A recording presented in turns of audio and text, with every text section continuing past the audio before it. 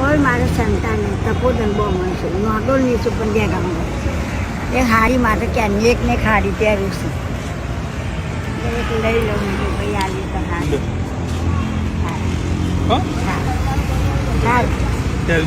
હા કહું છું ભાઈ તમે ખુશ થઈને હાલ્યા ને કહું છું ભલે 500 આપ્યા રાજુ કોઈ હતા ના હાલ્યા અને થોડું વધારે હાલો ને વગર મલાઈ યાદ બુંદશા હાલો ભાઈ શું તમે યાદ હાલો ભગવાન તમારું સારું કરશે.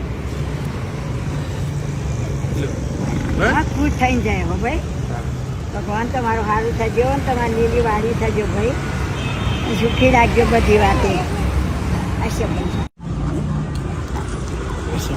ઘણા બધા માજીઓ આવી રીતે રોડ ઉપર તમારી મદદ માગતા હોય છે.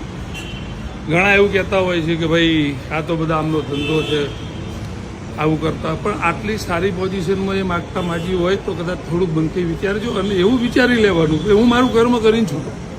એ ભલે માગતા હોય કે કરતા હોય, કદાચ એવું બને કે સાચીમાં જ એમને જરૂરિયાત હોય તો આપણે ના આપીએ તો દુઃખ થાય. એના કરતાં જે થાય મદદ કરવી. હું એવું નહીં કહેતો કે એને તમે 1000 રૂપિયા આપો, 5000 રૂપિયા આપો, 10000 રૂપિયા, તમારાથી જે થાય મદદ કરો.